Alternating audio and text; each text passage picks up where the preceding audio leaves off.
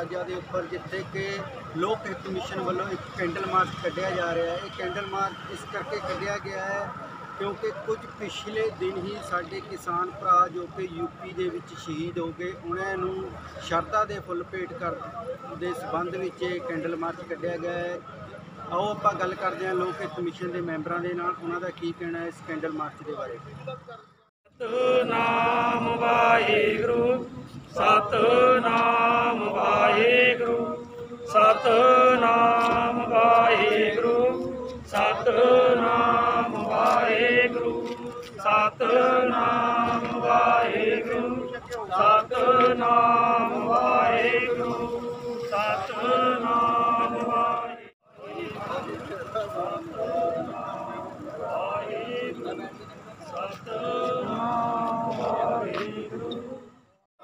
Bharatiya Janata party Modi जोगी किसान संघर्ष मोर्चा बोले सो निहाल। जो अज असी एक अरदास के रूप में श्रद्धांजलि देने वजों उन्होंने किसानों के लिए खड़े हाँ जो कि लखीमपुर यूपी के विच पिछले दिन ही शहीद होए ने, उन्होंने समेत जिन्ने भी 600 तो 700 के करीब हुण तक शहीद होए ने सारिਆਂ ਨੂੰ असी जिथे श्रद्धांजलि भी दिंने आ। तो क्योंकि हुण जुल्म की हद हो गई है, सिर तो पानी टप गया है। किवें तुसीं देखिया कि एक शांतमई सड़क के उत्ते जांदिआं नूं पिछों गड्डी चढ़ा दी गई, उसके पिछे जिहड़े जख्मी डिगे सन, जे किसी ने बचना सी एक गड्डी होर चढ़ाती, उस तो बाद फिर गोलियां भी मारियां गईयां। इत्थों तक कि उत्थे जिहड़ा कवरेज कर रहा सी साडा पत्रकार वीर, उसनूं भी गोली मार के खेतां दे विच सुੱਟ दिता गया। इस तो हुण वड्डी मोदी राज का जो अज रंगजेब के बराबर जुल्म है, इस तो वड्डा कोई हो नहीं सकता। सो असी तो किसान संघर्ष मोर्चे नूं भी अपील करांगे कि ठीक है शांतमई तौर पर देख के चलना बहुत जरूरी है, पर जेकर 600-700 कुर्बानी होगी इदां आपां असीं सीधा जाके भी टक्करीए तो साडी शायद इन्नी कुर्बानी ना हुंदी। कद इन्हां नूं असीं ढाह के राज मल के उत्थे कुहा दिंदे, क्योंकि सानू राज का कासे का चाह नहीं, पर गुरु महाराज जी ने सानू, क्योंकि जो चंडी चक्की है वह शांति की देवी कही जाती है, क्योंकि जुल्म रोकण लई होंदी है। जदों हुण जुल्म होवे इंतहा होगी तो सानू लड़ना पवेगा, मरना पवेगा। हुण कुर्बानियां की तो कोई हद नहीं रही, कुर्बानियां तो बहुत हो चुकियां ने। थोड़े समय विच हजे साल भी पूरा नहीं होया कि 1000 के करीब पहुँच चलियां ने। सो जो भी होया उत्थे बहुत मंदभागा होया, अजे भी बिलों बारे सोचा नहीं जा। बड़ी मंदभागी साडे किसानां नाल जो घटना वापरी है, असीं उहदी निंदा करदे हां घोर, अते मोदी सरकार, जोगी सरकार ते खट्टर सरकार नूं लाहणतां पाउने जिन्हां ने भाजपा दे गुंडियां नूं छह दे के साडे किसानां ते जिहड़े शांतमई अपना जिहड़ा रोस धरना सी उहनूं खत्म करके अपने घरां वल नूं जा रहे सन। जदों कहंदे बिल्कुल पिट्ठां होईआं सन ते शरेआम पिछों उन्हां दे गुंडे गड्डियां 'च भर के आउंदे ने, जिहड़े साडे किसानां नूं, बजुर्गां नूं, उन्हां नौजवानां नूं दरड़दे होए अगे लंघ जांदे ने। हुण सिर्फ झंडे भी डंडा पा के नहीं रखना पऊगा, खंडे नूं भी हत्थ रखना पऊगा सानू।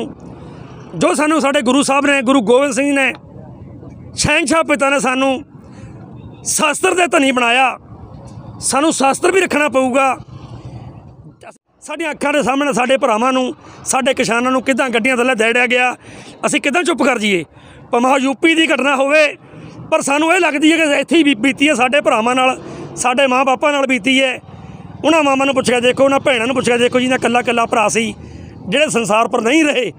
सो असीं बिल्कुल सरकारां नूं मैं कई बार पहलां भी चेतावनी दे चुके हाँ कि असीं लोग अहिंसा के पुजारी हैं, असीं चाहुंदे नहीं भी हिंसा करिए असीं, पर सानू मजबूर किया जाता सरकारां वल्लों, भावें सरकारां सेंटर दियां होण, भावें राज्यां दियां होण।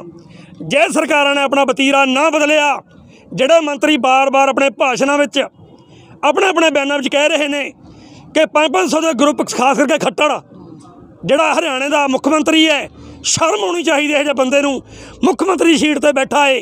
प्रधानमंत्री नूं तुरंत उनकी पार्टी नूं उतों अस्तीफा लेना चाहिए, जिन्हें कहा कि 500 के ग्रुप बनाओ इन्हां किसानां ते। कहना इंग्लिश में बोलिया मैं, तो बंदियां नूं पुछ रहा कहना मतलब की है, जब थोड़ा बोल के दस्यो पंजाबी या हिंदी च। वो कहना जैसे को तैसा।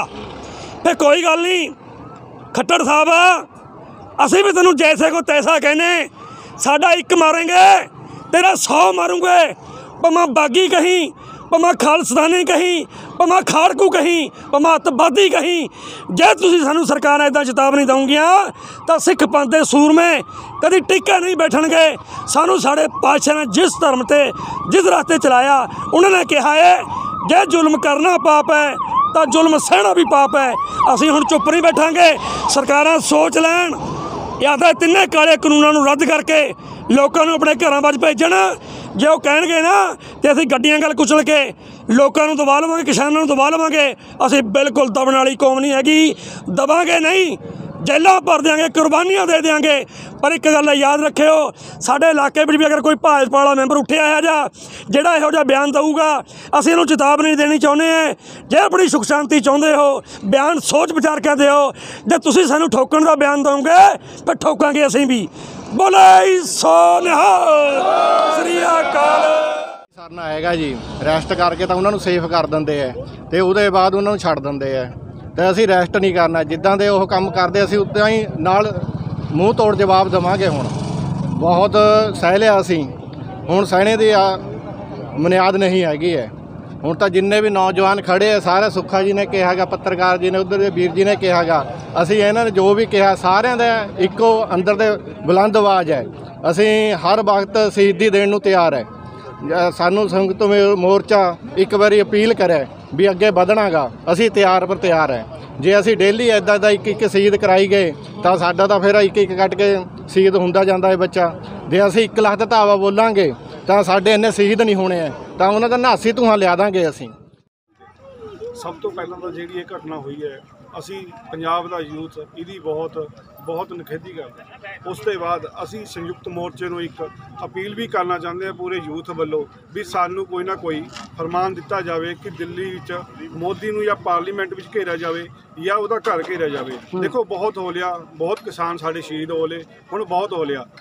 ਯੂਥ ਹੁਣ ਇੱਕ ਆਵਾਜ਼ ਕਹਿੰਦਾ ਸਾਨੂੰ ਕੋਈ ਨਾ ਕੋਈ ਨਵਾਂ ਆਰਡਰ ਦਿੱਤਾ ਜਾਵੇ। ਧੰਨਵਾਦ। ਇਹ ਸਮੁੱਚੀ ਕਿਸਾਨ ਲੀਡਰਸ਼ਿਪ ਜਿਹੜੀ ਲੋਕਲ ਹੈਗੀ ਆ, ਇਹਨਾਂ ਨੇ ਬੜਾ ਪੂਰਾ ਮਨ ਰੱਖਿਆ ਹੋਇਆ। ਕਿਸੇ ਨੇ ਕੋਈ ਭੜਕਾਹਟ ਨਹੀਂ ਕੀਤੀ। ਮੇਰੀ ਡਿਊਟੀ ਸਭ ਤੋਂ ਪਹਿਲਾਂ ਇਹ ਹੈ ਕਿ ਮੈਂ ਸੁਰੱਖਿਆ ਦੇ ਇੰਤਜ਼ਾਮ ਕਰਾਂ, ਮੈਂ ਟ੍ਰੈਫਿਕ ਦੇ ਇੰਤਜ਼ਾਮ ਕਰਾਂ ਤੇ ਲਾਅ ਐਂਡ ਆਰਡਰ ਦੇ ਇੰਤਜ਼ਾਮ ਕਰਾਂ। ਮੈਂ ਇਹਨਾਂ ਨੂੰ ਵੀ ਪਹਿਲਾਂ ਹੀ ਬੇਨਤੀ ਕੀਤੀ ਸੀ ਵੀ ਤੁਸੀਂ ਜੋ ਵੀ ਤੁਹਾਡਾ ਪ੍ਰੋਗਰਾਮ ਹੈਗਾ ਉਹ ਮੈਨੂੰ ਦੱਸ ਦਿਓ, ਮੈਂ ਉਸ ਹਿਸਾਬ ਨਾਲ ਤੁਹਾਡੇ ਪ੍ਰੋਗਰਾਮ ਕਵਰ ਕਰਦਾ ਰਹਾਂਗਾ। ਮੈਂ ਉਹ ਪ੍ਰੋਗਰਾਮ ਕੀਤੇ, ਪੂਰੀ ਸੁਰੱਖਿਆ ਦਿੱਤੀ ਗਈ ਹੈ ਤੇ ਕਿਸਾਨ ਲੀਡਰਸ਼ਿਪ ਨੇ ਈਵਨ ਇਹਨਾਂ ਦੇ ਨਾਲ ਜਿਹੜੀ ਆ ਵਰਕਰ ਜੇ ਉਹਨਾਂ ਨੇ ਵੀ ਕਿਸੇ ਨੇ ਕੋਈ ਭੜਕਾਹਟ ਵਾਲੀ ਗੱਲ ਨਹੀਂ ਕੀਤੀ। ਬੜਾ ਪੂਰਾ ਮਨ ਕੰਮ ਨਿਬੜਿਆ। ਮੈਂ ਧੰਨਵਾਦ ਕਰਦਾ ਇਹਨਾਂ ਦੇ ਜਿਹੜੇ ਕੈਂਡਲ ਮਾਰਚ ਦੇ ਆਰਗੇਨਾਈਜ਼ਰ ਨੇ ਵੀ ਤੁਸੀਂ ਬਹੁਤ ਪੀਸਫੁਲੀ ਕੰਮ ਆਪਣਾ ਧਰਨਾ ਪ੍ਰਦਰਸ਼ਨ ਡੈਮੋਸਟ੍ਰੇਸ਼ਨ ਦਿੱਤਾ। ਧੰਨਵਾਦ ਤੁਹਾਡਾ ਵੀ, ਧੰਨਵਾਦ ਪੱਤਰਕਾਰ ਭਰਾਵਾਂ। ਜੋਗੀ ਮੋਦੀ ਮੁਰਦਾਬਾਦ, ਜੋਗੀ ਮੋਦੀ ਮੁਰਦਾਬਾਦ, ਜੋਗੀ ਮੋਦੀ ਮੁਰਦਾਬਾਦ, ਕਿਸਾਨਾਂ ਦੇ ਕਾਤਲ ਮੁਰਦਾਬਾਦ, ਕਿਸਾਨਾਂ ਦੇ ਕਾਤਲ ਮੁਰਦਾਬਾਦ। ਲੈ ਕੇ ਰਹਾਂਗੇ ਆਪਣੇ ਹੱਕ, ਲੈ ਕੇ ਰਹਾਂਗੇ ਆਪਣੇ ਹੱਕ।